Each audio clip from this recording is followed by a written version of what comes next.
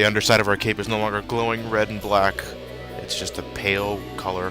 Look, not even punching candles give me anything. Good lord. And we have no sword, no shield, no equipment whatsoever. We just have fists.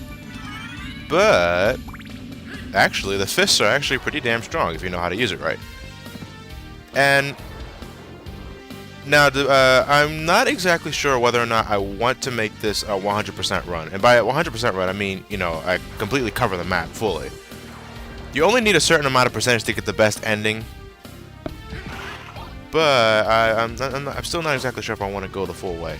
I do like the good ending. It's Japanese, though. You won't be able to understand it unless I reenact it for you.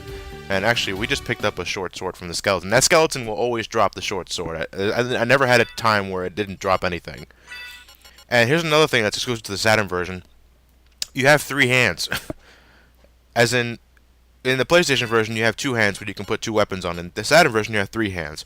Now, you cannot equip any weapons to the 3rd hand. You can only equip it to, like, items and stuff like that. It's supposed to be more convenient for you, like, when you want to equip a healing item to it, and you want to use the L trigger to activate it.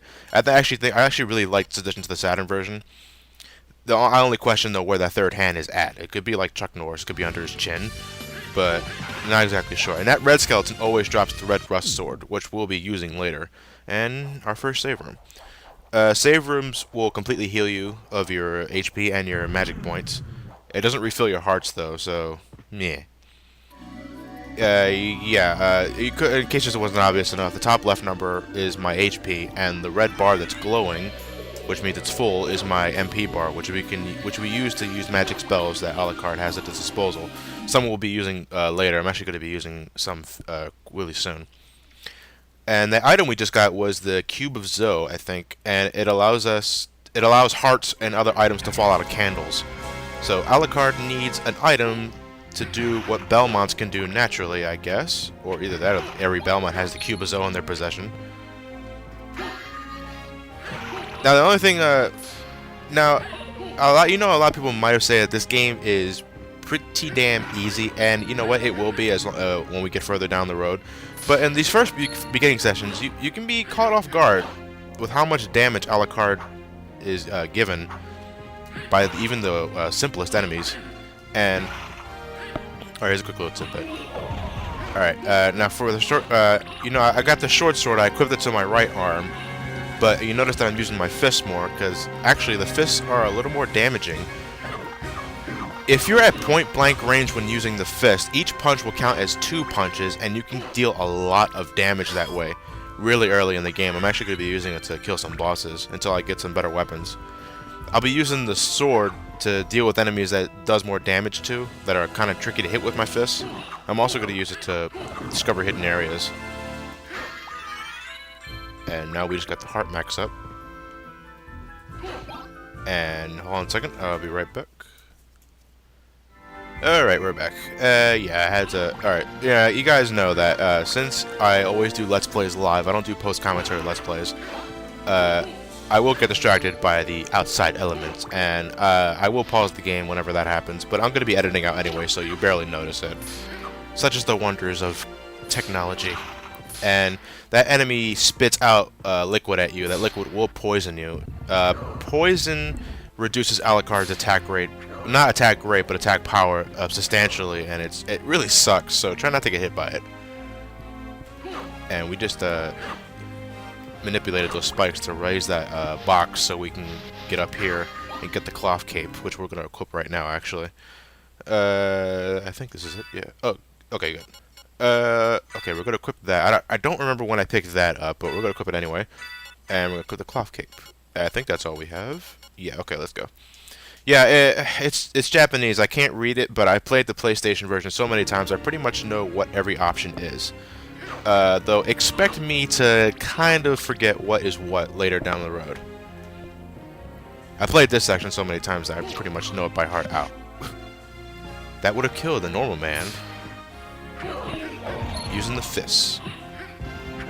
Show how badass Alucard is. Motherfucker can punch axes. Belmonts have to whip him. Alucard just fucking punches them. And I didn't mention this earlier, but yeah, we're in the alchemy laboratory. Another thing of the Saturn version, actually the Japanese PlayStation version does it too.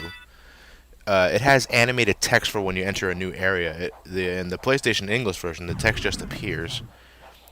I don't know why they decided to cut off the animation for that. I think it looks pretty cool. It's such a minor nitpick, but I don't know, you know. This game already has so much attention to detail, which is why it's one of my favorite Castlevania games of all time, and one of my favorite games of all time.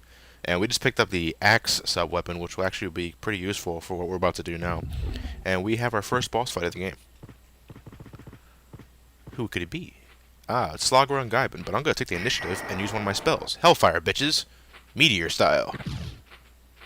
Yeah, don't like that, don't you, bitch?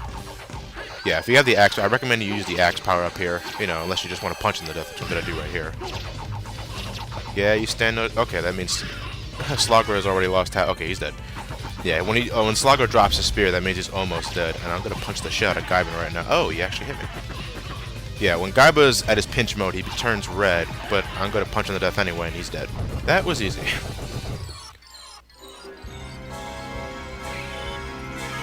Yeah, I always go into that pose when I'm collecting a life up. Whenever you kill a boss, you get a life up. Until later down the road, we'll get more items when you kill the boss. But I recommend you always hold the up button when underneath the life up when it materializes. Just Alucard does this kick-ass pose like this, and I like collecting items like that.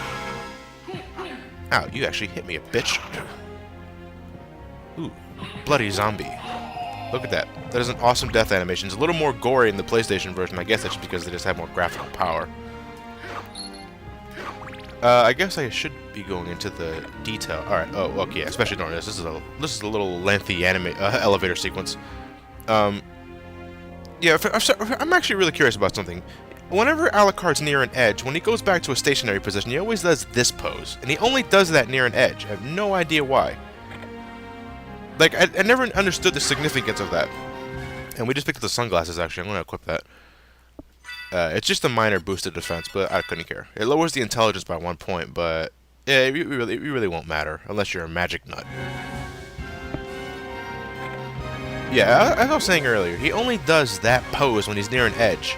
And every other time, he just stands regular. And if you hold up when he's near an edge, he puts his cape over his body. That's only when he's near an edge. I have no idea why. It could be just a quick little nice attention to detail moment, I don't know, but okay, we just activated that cannon. We got the Basilard, but I'm not going to equip that because I just find the short sword to be just a better weapon. The Basilard is fast, and it could be good for like point blank range attack, but to me nothing beats the fists when it comes to that. And yeah, we're riding the elevator back up because it was so exciting the first time. Look at that, it's awesome. I don't know what he's going to do. Where's he going? Left to right, left to right, left to right, left to right, left to right, left to right, left to right, left to right. Come on, elevator sequence. And already, good lord. Like, there we go. Rule of thumb for Castlevania. If you ever see fire, punch it. It could be an item. Oh, you stabbed me. Nope. It was funny because the death animation of the bloody zombie, according to my uncle, is the reason why he got into the game in the first place, because he thought it was the coolest thing he ever saw in his life. I'm guessing in terms of 2D games. I wonder if he's actually watching this, by the way. And you know, I will say, all right. Well, actually, I was going to mention earlier, I probably should go into a little detail of just what exactly are the differences between the Saturn and the PlayStation version. Well, I don't know why, because you would think. Well, the Saturn is a 2D powerhouse. You would think it runs Symphony of the Night better than the PlayStation version. That's actually the opposite, because the PlayStation version not only has faster load times, but it has also graphical nuances that the Saturn version doesn't have, and I'm guessing that's because of hardware constraints. Like we're gonna get transformation power-ups later on. Alucard can transform into a wolf, a bat, and mist. The transformation sequences just looks a lot cooler in the PlayStation version, and the Saturn version he pretty much just glows white and transforms, and like a jump cuts to the animal sprite that he transforms into, and that definitely looks a little worse. And we're gonna backdash because it's just much faster than running. We are gonna get an item later on that will increase Alucard's running speed, and it's actually a Saturn exclusive item. And good, we just got the Holy Water, and I'm going to be holding on to that for a while, because the Holy Water is, without a doubt, the best sub-weapon in this game. Only because it's just how ridiculous the amount of damage it does. Actually, we just got an item drop from the axe guard. I wonder what it is. I can't read Japanese. So I'm not exactly sure. Whatever it is, it increases our defense by 1 point, so I'm going to equip that. It's always nice to have a little more defense. And we are in the Marble Gallery, which is actually home to one of my favorite musical pieces in the game, because it reminds me of the old Genesis days in terms of the instruments you use. It's better than Genesis instruments, without a doubt, but it's the old...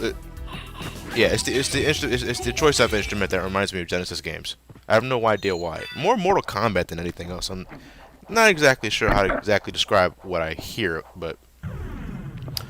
Anyway, we're recharging ourselves at the save station, and we just punched the shit out of a table and chair. They're actually possessed. It's called the Ouija table. I'm guessing because the game is demonic. Whatever.